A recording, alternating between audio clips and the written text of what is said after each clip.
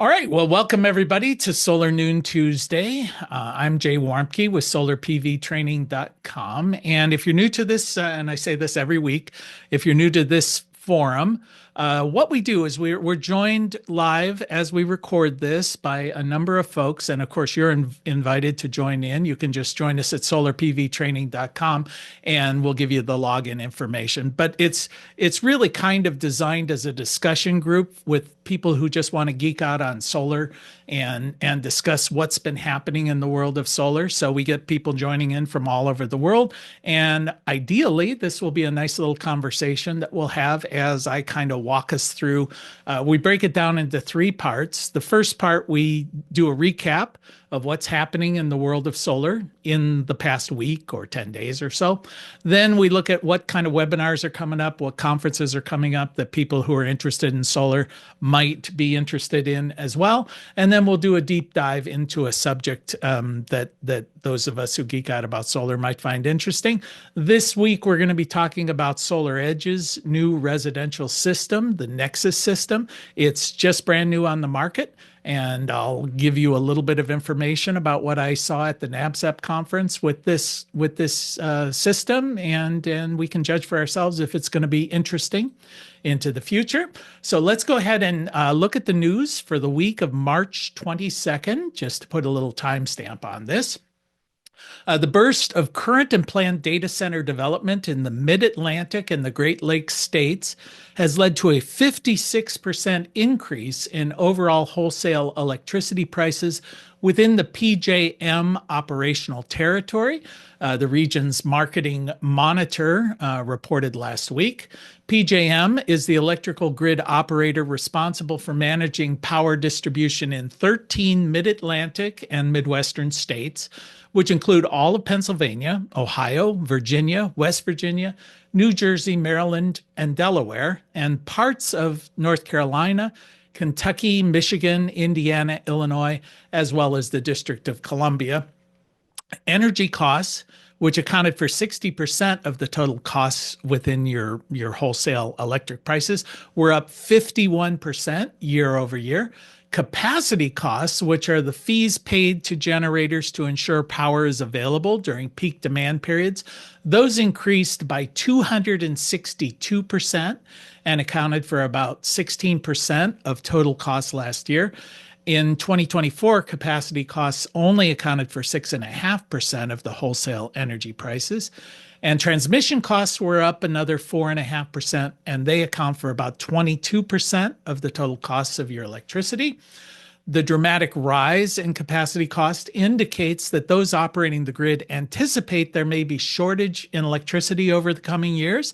PJM's last two base capacity auctions show a gross shortfall compared to its reserve margin targets. Basically, demand's going to outstrip our supply plus our safety margin.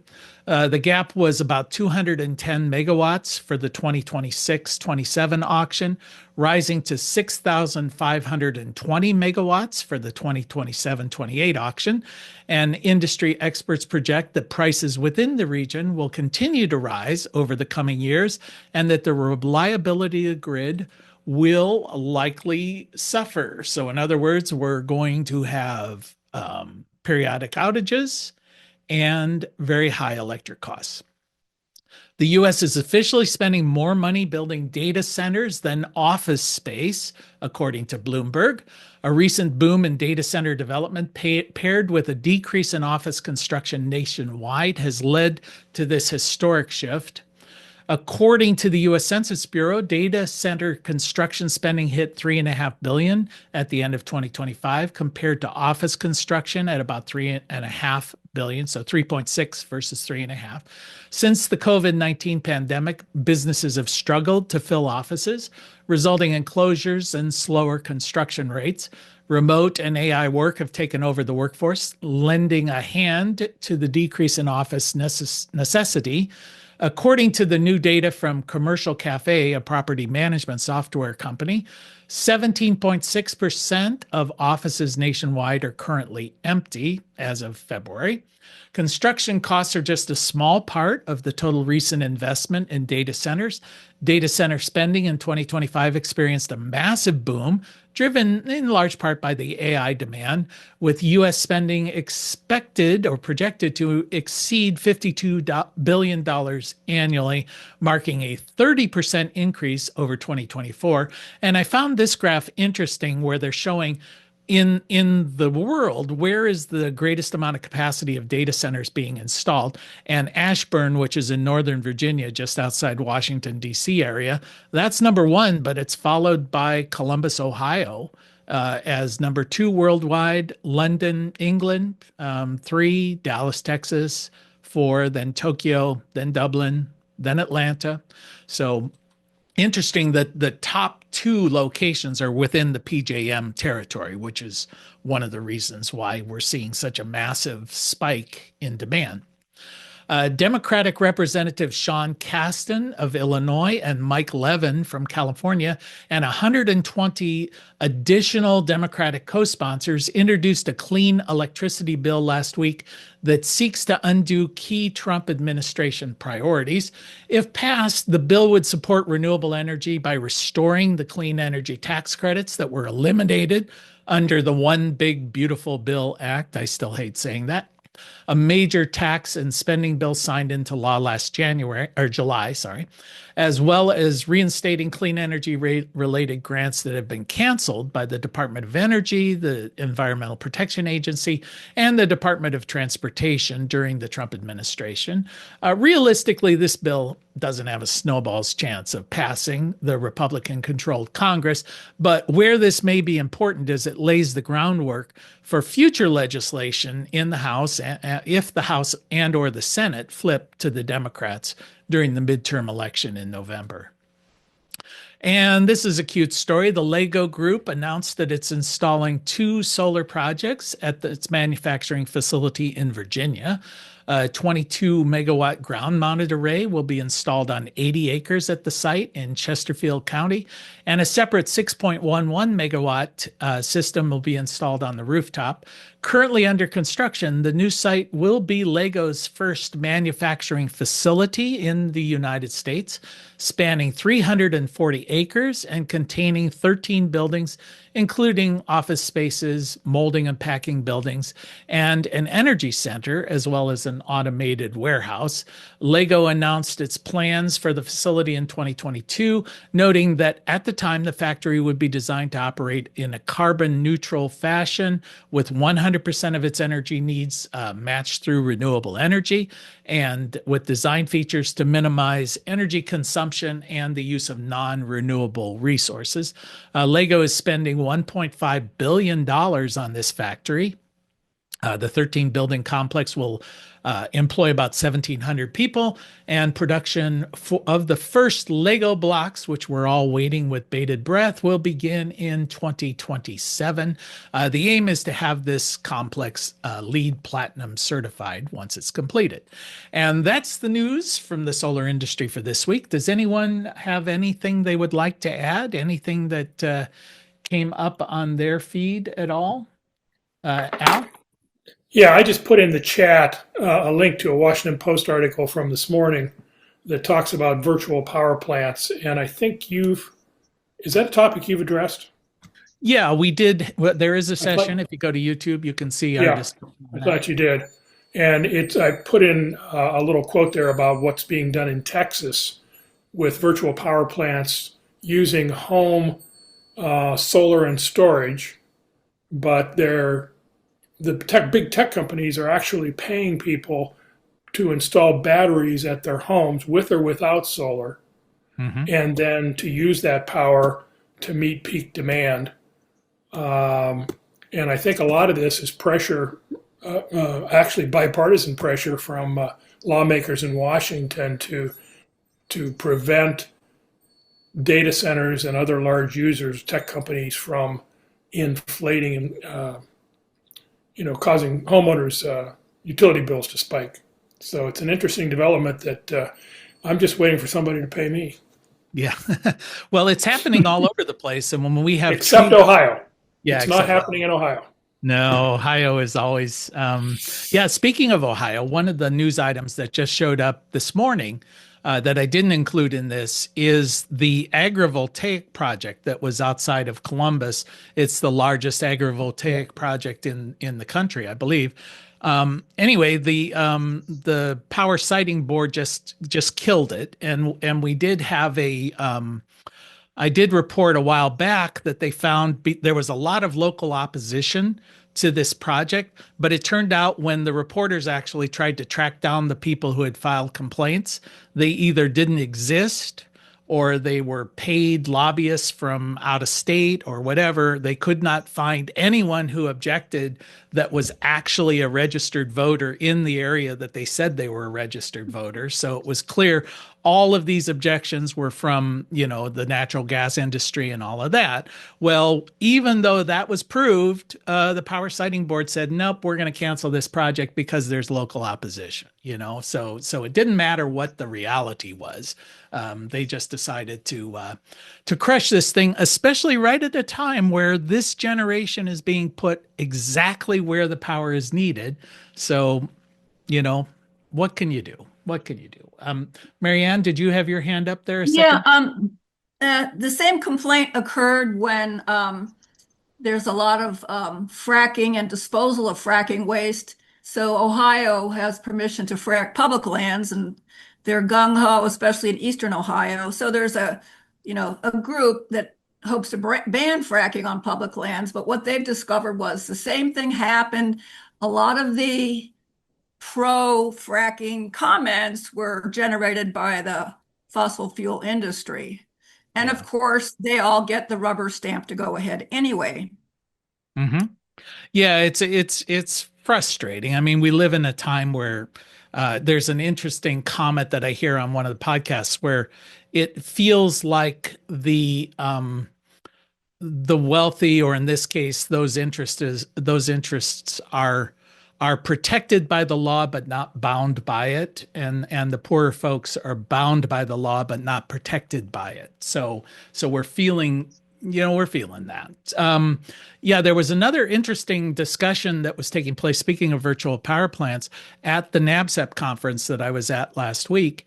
And we're sitting around. A lot of people are really looking at what we've been discussing in these forums of how this demand growth that's growing here, and the old utility model is about to break down, and it's there are a whole lot of forces at play. And it was interesting. I was sitting at lunch with some folks, and a bunch of them were from the utility, and we were discussing this kind of situation. And then they were saying, well, listen, we're not operating in a vacuum. We try and project out these scenarios, and we're working to the betterment of the public, and given that, and they were sincere about it. But then I asked them, I said, if in 4 years there was a 20% increase in demand in your region, could you handle it? And it was just interesting because the guy just sort of stopped, and then he goes, no, we couldn't. And I was like, okay, so yeah, you're probably going to be facing some problems. And his big concern was virtual power plants. He was basically saying, once these come to play, how do we control it? How do we compete against it? How are we going to deal with this?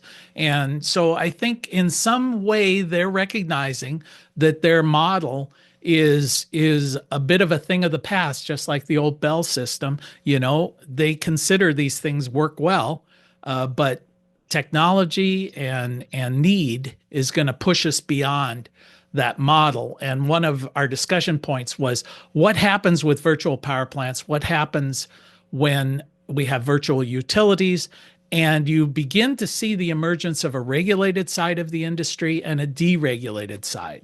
Because how do you regulate a virtual power plant? How do you regulate a virtual utility?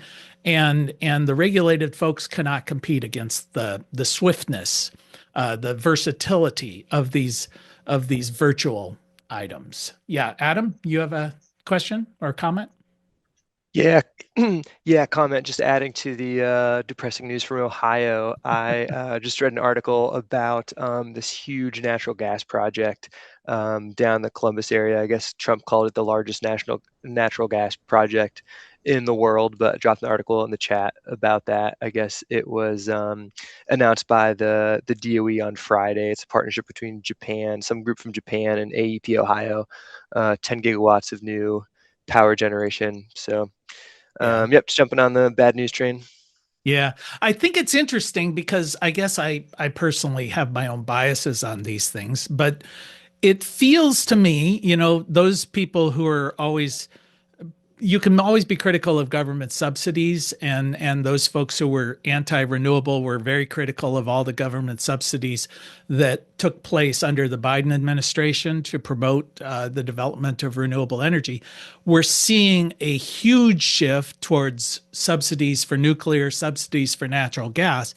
But first off, I just absolutely don't believe that any of those nuclear projects are actually ever going to be built. And I suspect nobody who's receiving the money and nobody who's giving the money has any expectation these things are actually going to be built. So that just feels like grift and corruption to me. But the other thing is natural gas. I think they'll get built, but they'll be built exactly at the time we no longer need them. When everybody has found their own way, because there's a 7-year waiting list on these generators. The generators have doubled in price. Natural gas has doubled in price, and who knows, it may triple if all the Straits of Hormuz stuff keeps going on. So it is non-competitive even with these subsidies. So by the time they push them all the way through, we're going to be at a point where either you've solved the problem, because 5 or 6 or 7 years from now, the problem will either be solved or we'll be in a pretty deep recession and we won't need the energy. So it just feels like grift. I mean, we're used to greed, but I'm just not used to, in my mind, thinking the people giving this subsidy have no expectation that it will actually pay off in any way. And that's frustrating. That's frustrating to me anyway. So as Lily Tomlin said, no matter how cynical I get, it's never enough. So that's something we'll just have to work through. Any other comments from the group now that we've all said, Ohio is not the place to move to? So Well, Jay, I can tell you about North Carolina here. I'm a Duke customer, and about 5 miles from my place, they're proposing a data center. So, initially Duke says, well, it shouldn't raise any prices and stuff. And then they just raised our prices. So, that's why I'm looking to go solar. And yeah, I know it's just going to get worse. Yeah, it's always interesting, the promises made, promises not kept. The data center, most people initially they go, oh wow, okay, jobs, local jobs, pretty clean situation. So there was, I think that's changing, a predisposition to say this is great, there's going to improve the tax base, it's going to bring in jobs. The reality is, those people located near data centers have, to this point, seen about a 267%, very specific number, increase in their electric bills if you're in the area of a data center, because they get priority and load demand, all of a sudden supply and demand. Also, they don't employ many people. The people who are constructing them usually come from outside, because why would you retrain a local workforce to build something that they're building all over the country? So you bring in your crews. So there's temporary, as everybody's renting hotel rooms and B&Bs and things, there's a bit of money pumped in. But once that's completed, the typical data center employs about half as many people as the typical Walmart. So don't think of this as a huge local development. They're just not going to have that many folks working at these centers. So, it's. I think we're going to see more and more opposition to data centers. So they'll do what they typically do, which is to go off into the poorer, more rural communities and play the game there. It'll be another extraction economy. In our area, down in the town of Beverly, we're seeing a promotion of a big data center down there at a closed coal power plant, and of course it's the same thing. Everybody's like, "Oh, good, that's good for the local economy." They have not anticipated the rise in electric prices that'll be the result of it, the lack of local employment, and I'm kind of curious what problem there will be. These closed coal power plants are basically toxic waste sites sitting there. And if you start coming in and churning everything up, and they're located right on the river, how much pollution are you releasing just through the construction of a new facility on a site that has not been cleaned up? There's a lot of slag piles and coal ash and everything there. So I haven't heard any discussion on that, but it just feels to me like an externalized cost that's going to be rained down on the local community. So, yep. But that said, I love using AI. So I'm part of the problem too, So we're all part of it. We're using it right now, when we're online. So, all right, as we always like to say, everybody's a hypocrite. So let's just accept that and move forward. Try and be part of the solution instead of part of the problem. Okay, so let's look at some of the announcements of events that are coming up here in webinars, conferences. So on the 24th, which is tomorrow, there's one on transmission planning. This is obviously more for the utility size. Sourcing and procurement of transformers.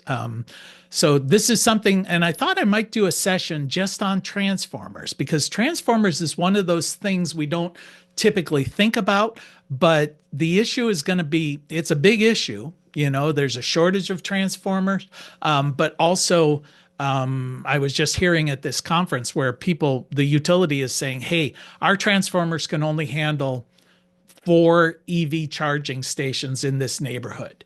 Any more than that, we're going to have to charge people for putting these things in. Well, is that true? Is it not true? What's the issue?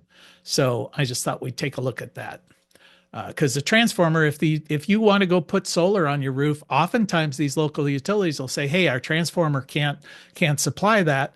You have to pay $20,000, $30,000, $40,000 to put a new transformer on the pole outside your house. And we're like, really? Okay, if the power could come to me, how come it can't go back? I'm not exporting more than I'm importing, so that doesn't make sense to me. So let's look at it.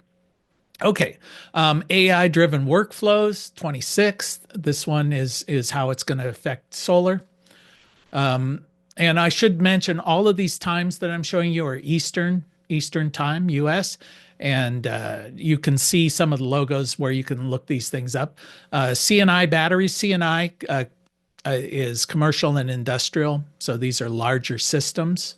Battery systems on the 30th, March 30th. This is a very product-specific webinar on Fronius and Renon. I think Renon is a solar panel. Fronius is an inverter manufacturer. Then we have the full utilization of tax credits. So there are still tax credits out there if you're doing commercial systems.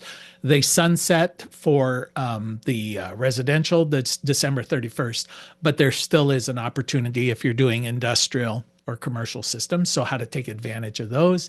April 14th, just leveraging energy storage. That's coming up at noon on the 14th, just before you file your taxes. And as always, we plug shamelessly our own training courses, which are coming up. We have one coming up soon, face-to-face, but we also have the online training courses. So just check everything out at solarpvtraining.com.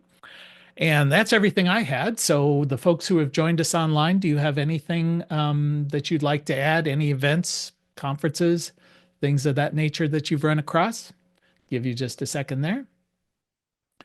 Okay. Before we jump into our discussion topic for today, if you're like us here at Solar PV Training and want to see world-class, affordable solar training in as many people's hands as possible, perhaps you teach at a community college or a trade school, or you're an installer trying to train some of your technicians, or just a person who's interested in solar, come visit us at solarpvtraining.com. I think we've got some good products for you. And also, just because you're interested in this topic, if you could like and subscribe to this particular channel, that would help us get the message out to as many people as possible.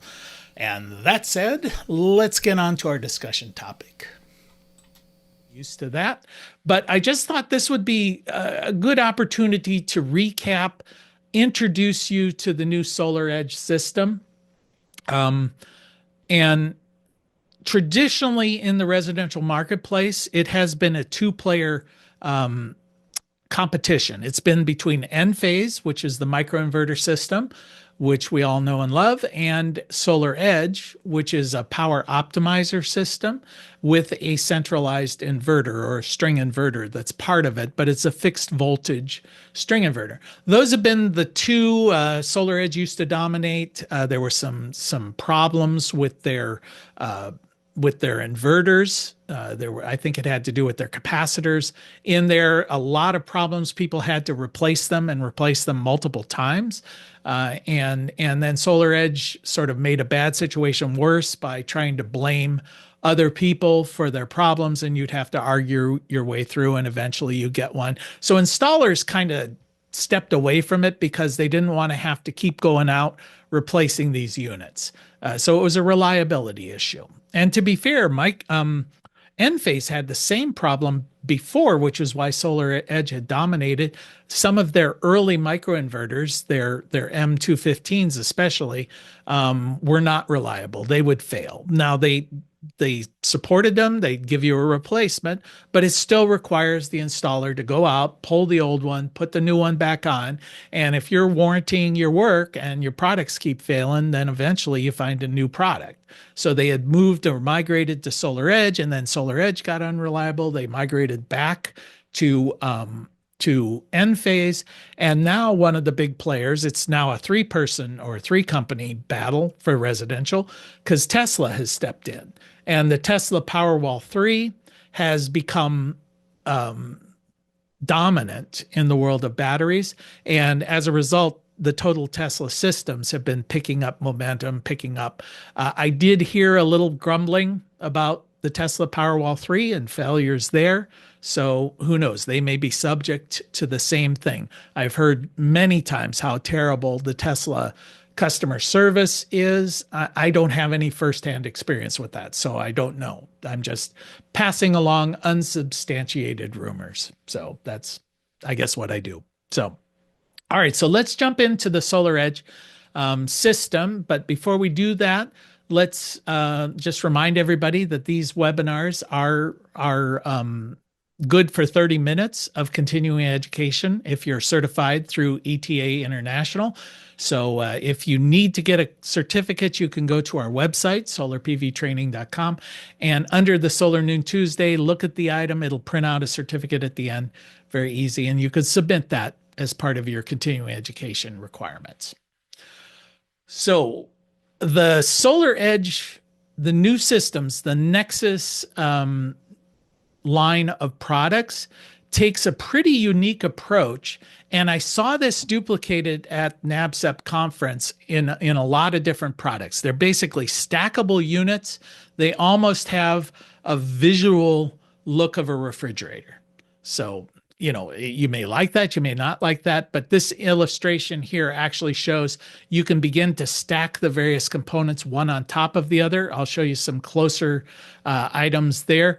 But the first thing, almost every system that I saw advertised there, they're pushing the heck out of batteries. And I think that's in anticipation of an unreliable grid. The main reasons why you would incorporate batteries in your system is battery backup, using it like a UPS to back up if the grid goes down.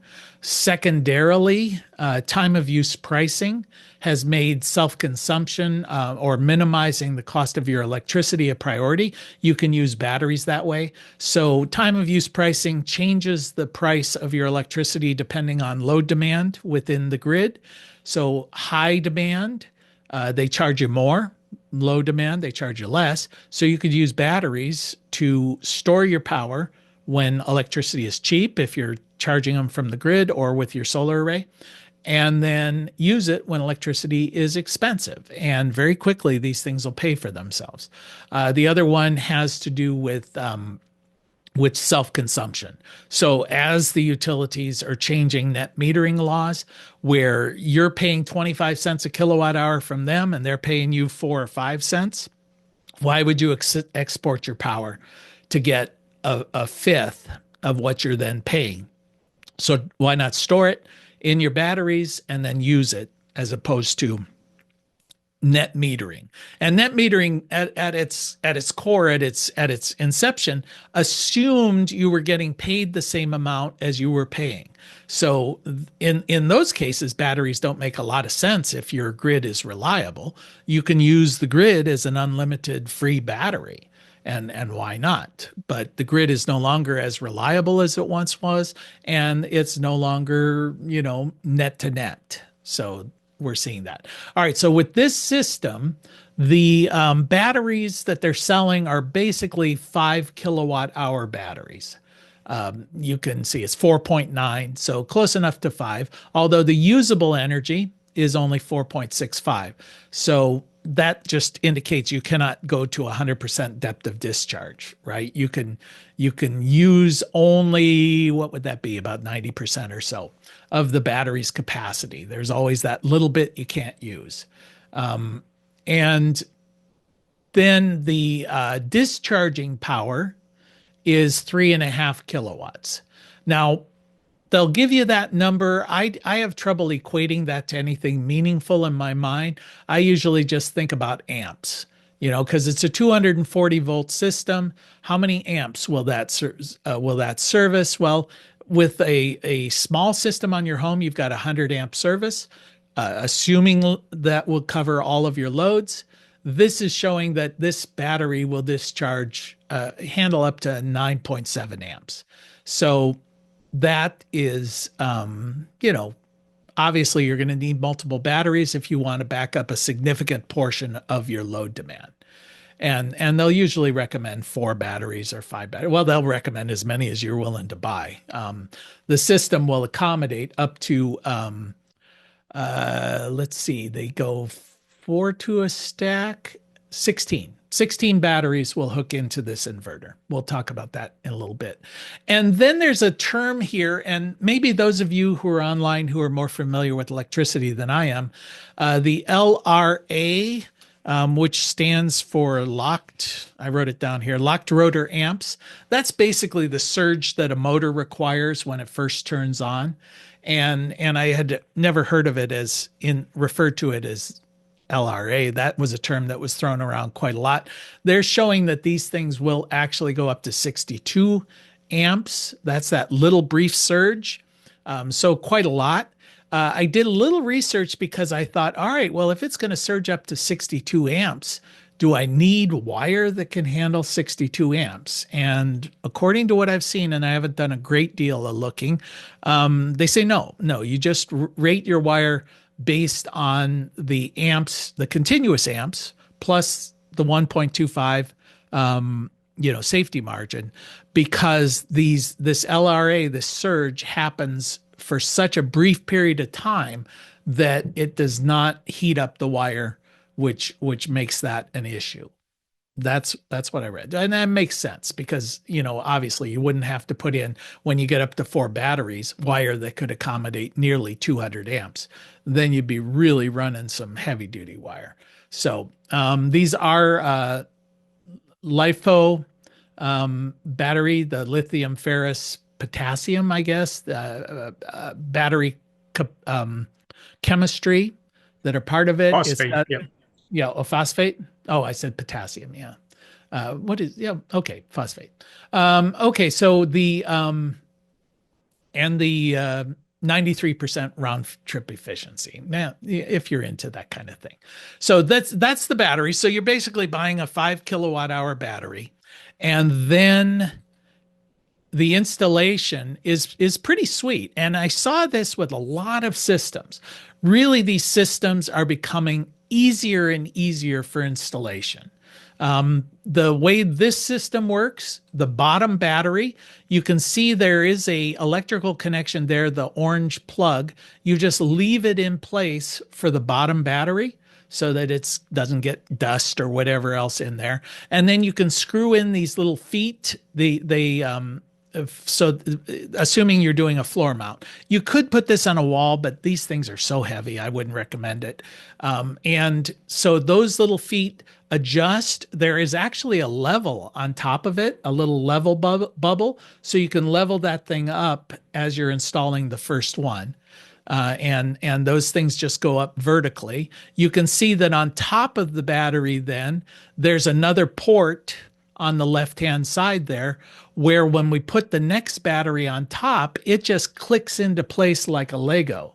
This thing, and all of your connections are made there. So I've got a couple of images, but before you click that into place, there's this wall mounting bracket, and they recommend that you mount that. It's got a little minimum distance line there, and it actually has two: minimum distance if you're just putting a stack of batteries, and then a minimum distance if you're putting the inverter on top of this stack of batteries.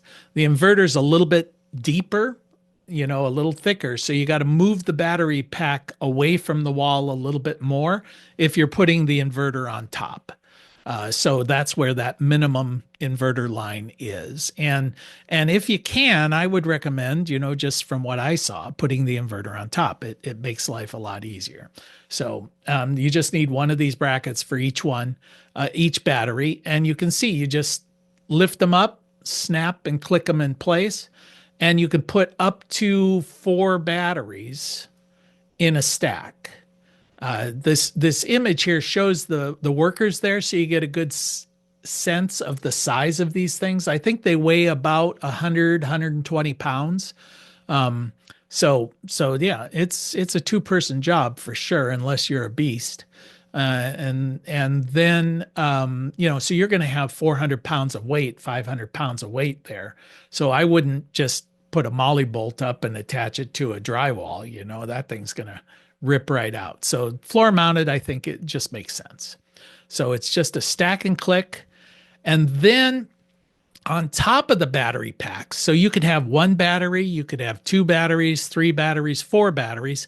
You then have to put in a piece of equipment which they call the battery link. And the battery link is essentially a battery management system that controls the 4 batteries. Let's assume you just put a stack of 4 batteries in there. Each battery has its own battery management system because these are lithium-ion batteries. So they're required. They have temperature control. They have a lot of different charging controls, things like that. But because you're dealing with these things in parallel, if you hook something together in parallel, let's say you decided to replace one or add a battery after this thing has been there for a year, if it was just a straight parallel connection, all of the batteries would fall to the lowest common denominator. So suddenly you'd have a 1-year-old battery that you just bought, because it would now behave with the capacities and the charging processes of the lowest common denominator. So what this battery management system or this battery link does is make sure that each unit is operating at its maximum efficiency. So it controls, and they operate separately, but in tandem. So it is just a management system there. And yeah, somebody just asked about the voltage, and I believe it is 400 and something volts. And for some reason, 480 sticks in my head. I think I've got it on a spec sheet. So anyway, you click that last one in place there. You can see it's got the same connectors at the bottom. It hooks in like a Lego. You just click it up there. And now you're ready to install the inverter. And the inverter will just, you put the bracket on the wall. It's going to click in. It's got a little groove. It sort of sits on top of that battery management, and then you bolt it in. The idea of having it wider is, I guess, it's then catching two studs, as opposed to just going into a single stud like the batteries, because the batteries are there just to keep the unit from falling forward, those brackets. This is actually mounting it, on the wall, taking some of the weight, but also keeping the stability, because it's the top thing. Also, you can do these, you can use these inverters without batteries. And in that case, you would just mount it on the wall like any other inverter. So it doesn't require that there be batteries, but it is designed to click into that battery stand. So then you just take that inverter and click that into place. So that's the installation. I mean, real simple for that as far as hooking your batteries into your inverter. And I was talking to an installer, and he was going, "Wow, now do they really need us for residential installation if it's just plug and play?" The reality is, okay, you still got to install the solar array on the roof. You're going to have to run your conduit. You're going to have to land it into this inverter, and then you're going to have to connect this system to the utility. So it really is just making the connection between batteries and inverter a little bit simpler. All right. So that said, before I move on, does anybody have any comments, questions to this point? You may have been throwing them in the chat, but if you want to share how this works. And I will say that I saw this kind of system. It's like everybody's doing it. This is kind of the new way that these things are going together. So kind of cool, kind of neat. And the clean, it has a real clean look once it's there. So that's interesting. Now let's take a look inside the inverter, because it can look pretty complicated, but I think as an installer, you're going to find it's pretty simple. Let's go ahead and zoom in on that. The area to the left here, where indicated with the arrow, there are 4 DC landing ports. So what does that mean? It basically, one of those ports is going to be used for your solar array. That's where you're going to hook in for your string. If you have multiple strings, they don't really address this in their discussion, but I'm assuming you got to use multiple ports. It would work that way. But they'd like to talk a lot about putting in more stacks of batteries. So those ports could either be used for array strings or for additional stacks of batteries. We've already said you can put 4 in, and those 4 are connected through the bottom. But if you wanted to land another 4 batteries, you need to get another one of those battery link management systems on top of it. So you'd have 4 more units with that. And then that would wire and connect into that, into one of those ports. So that's how you could end up with 80 batteries, or 80 kilowatt hours of batteries, 16 batteries. Is you'd have your array, and then you'd have one string coming in from the batteries it's sitting on, and then three other stacks that are connecting into that. Okay, so then we've got the AC side, and the AC side is really just simple 240 volt AC. You've got 2 hots, a neutral, and an equipment ground, and they're marked right there, and you just plug into them. Another thing that's interesting is at the bottom, you can see there's a channel there. And the idea there is if you have to land your DC wires on the right side and your AC wires on the left side, there's a channel that separates those cables underneath, so you can just shoot them across without having to worry about wire management there. So they've anticipated some of that. Ideally, you'd land your DC on the left and just connect in, and your AC would go out on the right. But that doesn't always happen. That's not necessarily the way the world is going to work. Yeah, Bill, you had a question? Yeah. Now, it has the DC on one side. Does this mean that these are operating as a typical string inverter, or do they also have the optimizers still up on the array? Yeah, they do have the optimizers, but it is a string inverter. It's just that it's a fixed voltage string inverter as opposed to, you don't have a range of voltages. With a regular string inverter, you might have a minimum voltage of 80 volts, maximum of 600.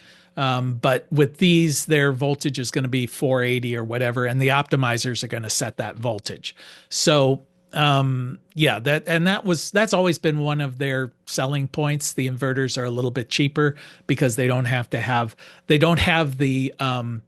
MPPTs in the inverter. They're up in the optimizer. They don't have the communication device. Those are at the panel level, and then they also the rapid shutdown is up there. So there's a lot of things going up there that you can take out of the inverter. So anyway, yeah, they're still an optimizer system, but it's a fixed voltage string inverter. Did that get your question there, Bill? Yes, thanks. Okay, great. Adam, you had a question? Yeah, this might be kind of elementary of a question, but like, how does this work with microinverters? Can you use microinverters or no? Not with this system, no. Microinverter would be a completely different system. And what they've done there is taken the inverter portion, which is in this string inverter that we're looking at, but they've micro-sized it and put it up there on the panel. So each of those units is going to be a little bit more expensive. Yeah, I guess I'm just kind of surprised because it seems like most of the residential markets has gone microinverter for the last several years. So just surprised this doesn't play nice. Yeah, there's a movement back. There's a movement back to these string inverters. And I think that's entirely economic because we're getting some pretty inexpensive systems out there that are using these string inverters. Because of the rapid shutdown requirements, you've got to have a piece of electronics on each of your panels now, if it's on a roof, just to shut off the power at the panel if the grid goes down. And oftentimes they do incorporate the MPPT, the maximum power point tracking, which makes each panel operate at its sweet spot, maximize the power. So that becomes an optimizer. So you can buy a string inverter that has that, and that's kind of the way we're moving. But the microinverter, that Enphase has dominated that, but there are other players coming in too. So now it's two different flavors, chocolate and vanilla. Which do you like best? So Al, Gotcha. Thanks, Jay. Uh-huh. Yeah, I just wondered, do they say whether or not these inverters can be installed out on the outside of a building? Yes. Or yes. in the batteries? Yeah, everything's NEMA 3R. The problem is with the batteries on the outside of the building. If you live in a cold climate, they do have heating elements in it, but that's going to use a bit of their own power to keep those things temperature at the required temperature. So, and the thing they never say, which always is the first thing in my head, is if you just stuck $6,000, $7,000, $8,000, $10,000 worth of stuff on the side of your house, how long is it going to stay on the side of your house? So that's my concern, is just, how safe is it going to be?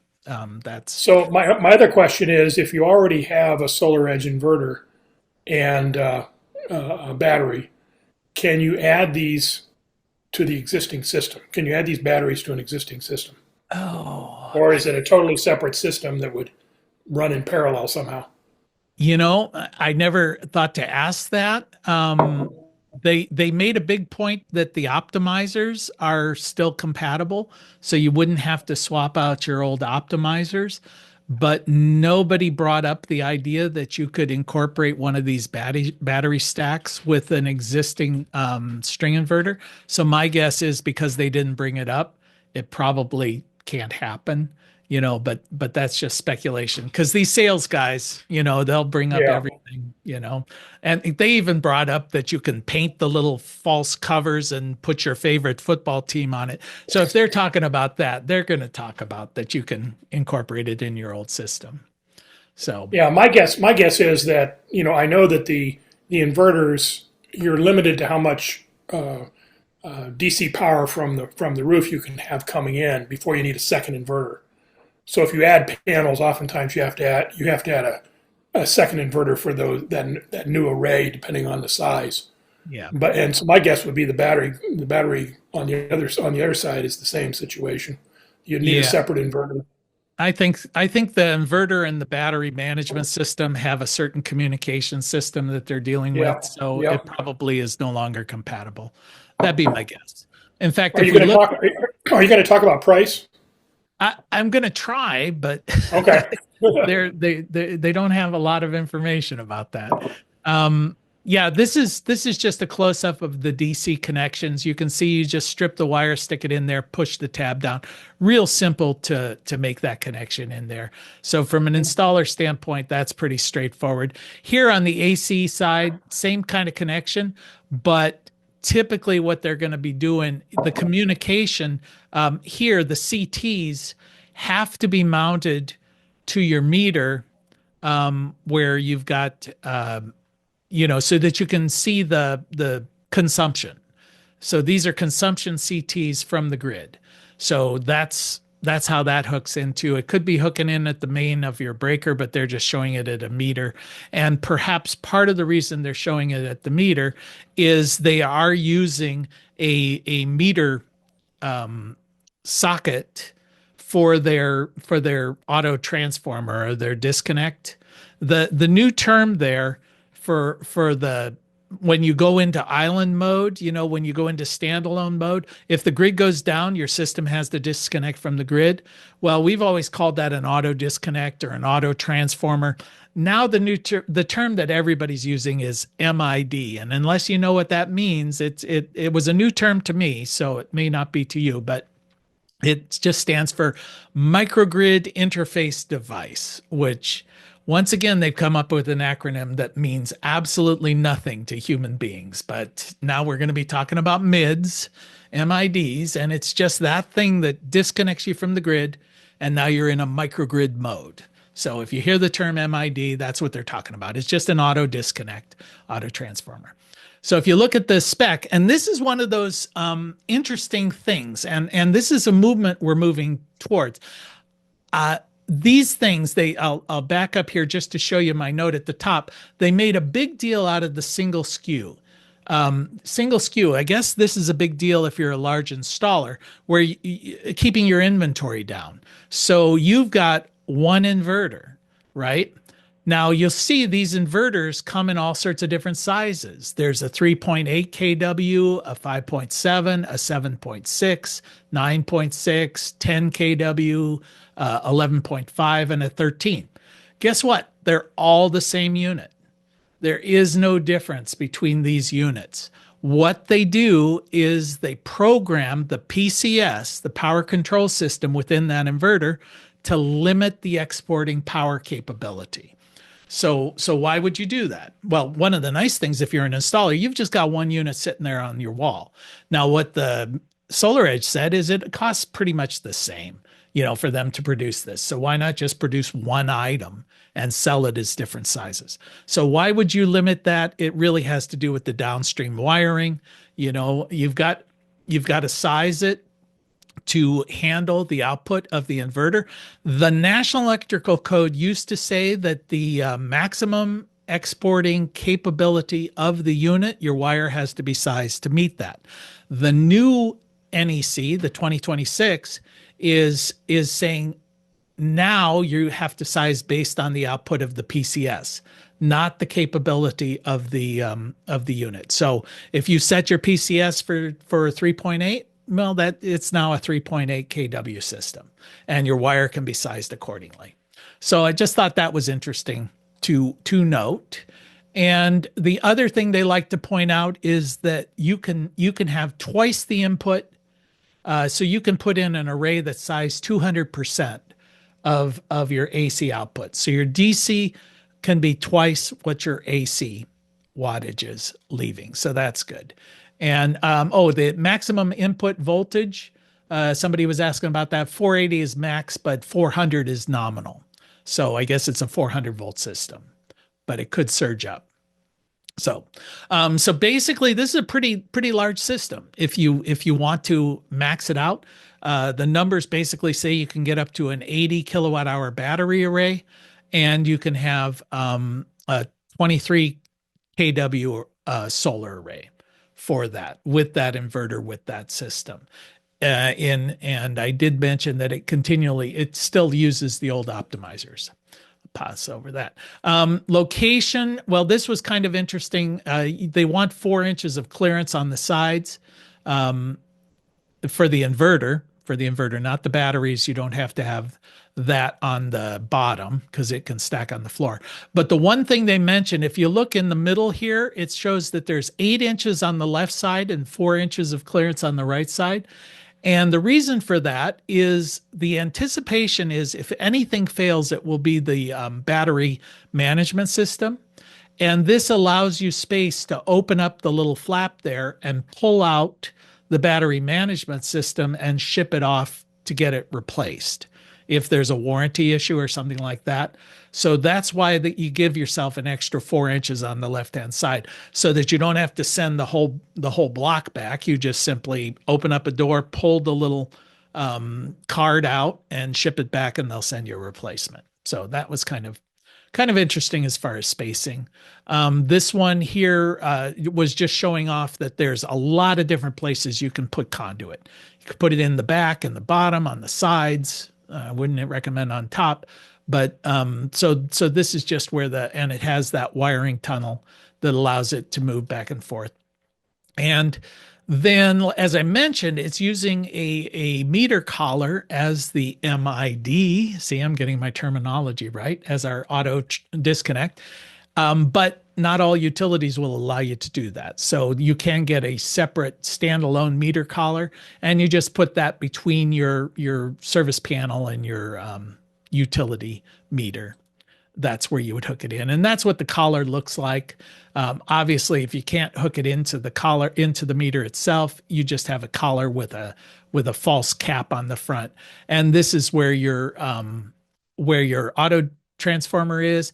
There are CTs built into this, and you have to run an Ethernet cable from there to your inverter that gives it, I guess, the signal that it's on, it's off, it's whatever. So there is a communication device. So there is the requirement that you're going to be running a communication cable there.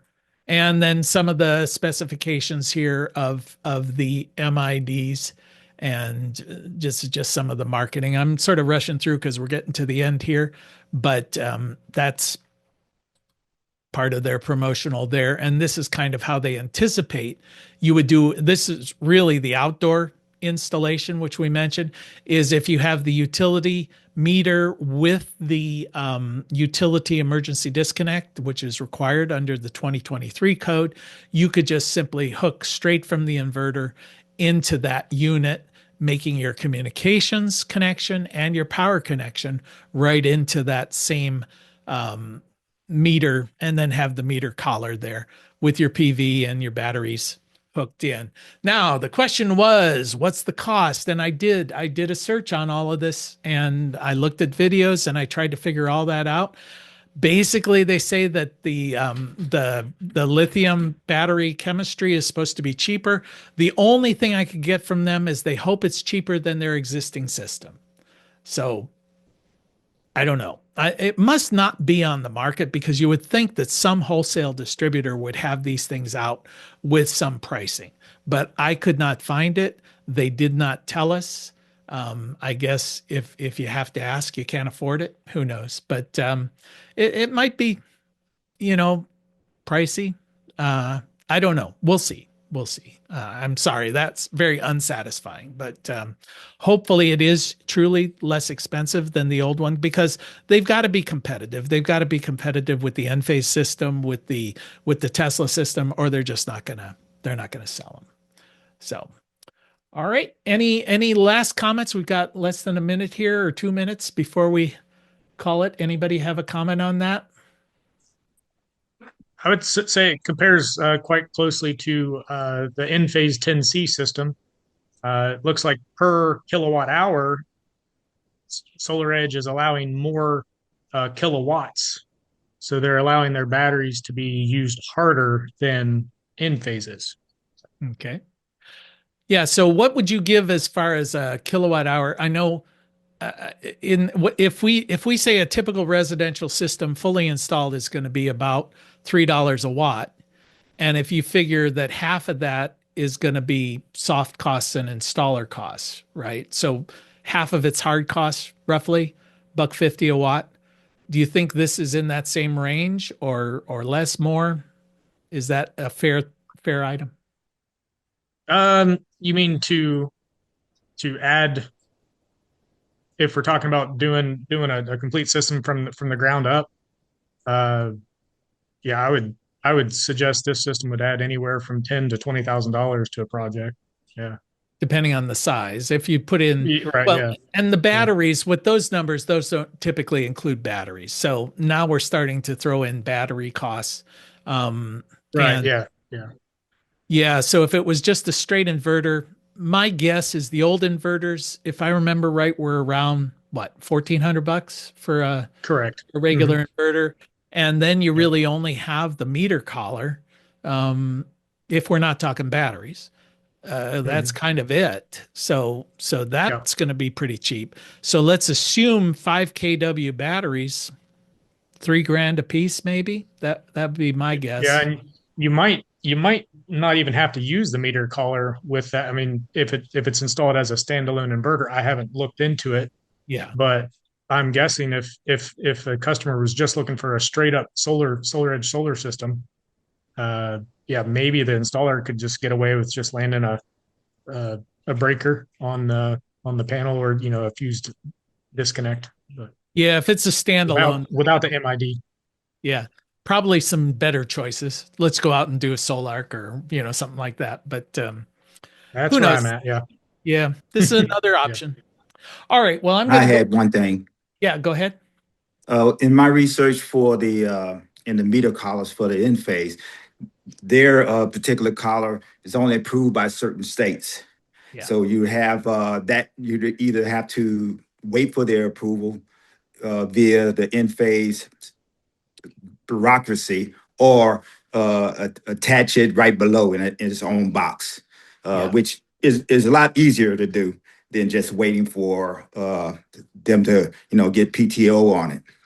Yeah. And it's not just a state thing, it's a utility by utility. So Exactly. That's what I meant more of. Like CMP doesn't approve it here, but Enphase provides a whole listing of who has approved their particular meter collar. I'm sure the other meter collar makers are the same. yeah, everybody seems to be going to the meter collar disconnect, and that just seems to make sense. It does. All right. Okay. Well, thanks you. everybody, and I will see you guys next week.